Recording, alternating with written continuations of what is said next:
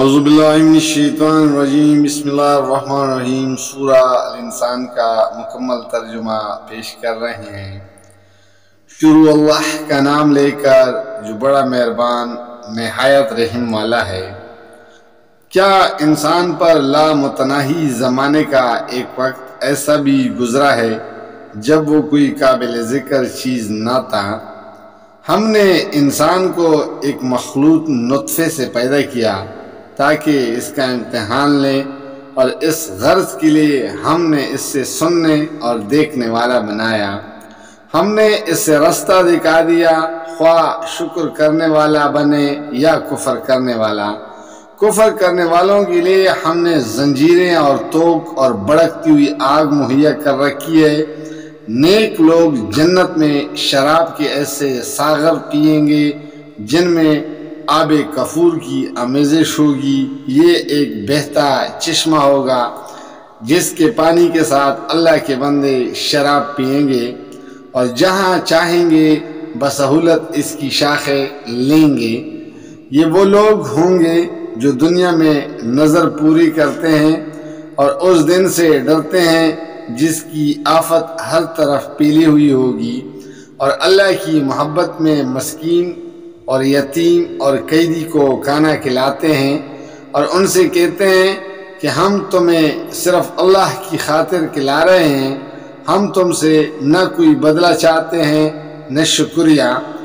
ہمیں تو اپنے رب سے اس دن کے عذاب کا خوف لاحق ہے جو سخت مصیبت کی انتہائی طویل دن ہوگا۔ پس اللہ تعالیٰ انہیں اس دن کی شر سے بچا لے گا اور انہیں تازگی اور سرور بخشے گا، اور ان کے صبر کے بدلے میں انہیں جنت اور ریشمی لباس عطا کرے گا۔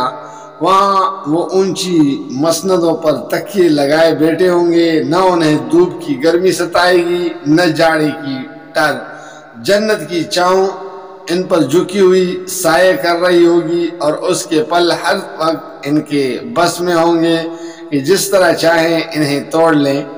ان کے آگے چاندی کے برتن اور شیشے کے پیالے گردش کرائے جا رہے ہوں گے، شیشے بھی وہ جو چاندی کی قسم کے ہوں گے، اور ان کو منتظمین جنت نے ٹھیک اندازے کے مطابق بھرا ہوگا۔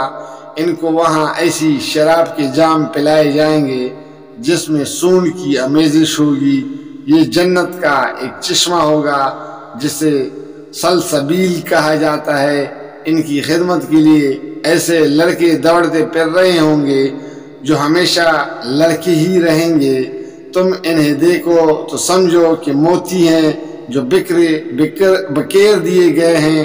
وہاں جدھر بھی تم نگاہ ڈالو نعمت ہی نعمتیں، اور ایک بڑی سلطنت کا سر و سامان تمہیں نظر آئے گا۔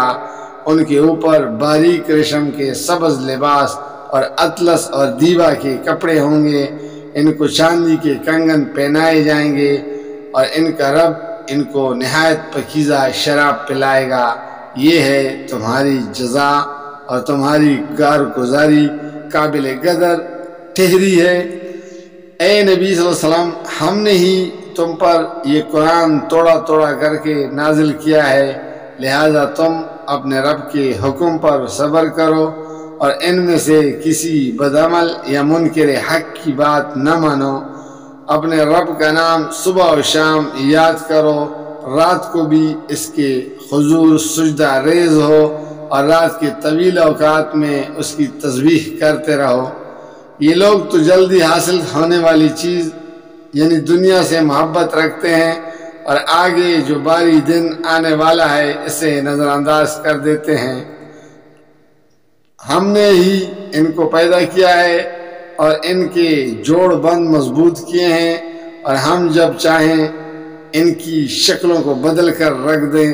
یہ ایک نصیحت ہے، اب جس کا جی چاہے اپنے رب کی طرف جانے کا رستہ اختیار کر لے، اور تمہارے چاہنے سے کچھ نہیں ہوتا جب تک اللہ نہ چاہے۔ یقیناً اللہ بڑا علیم و حکیم ہے، اپنی رحمت میں جس کو چاہتا ہے داخل کرتا ہے، اور ظالموں کے لیے اس نے دردناک عذاب تیار کر رکھا ہے۔ جزاک اللہ، فی امان اللہ۔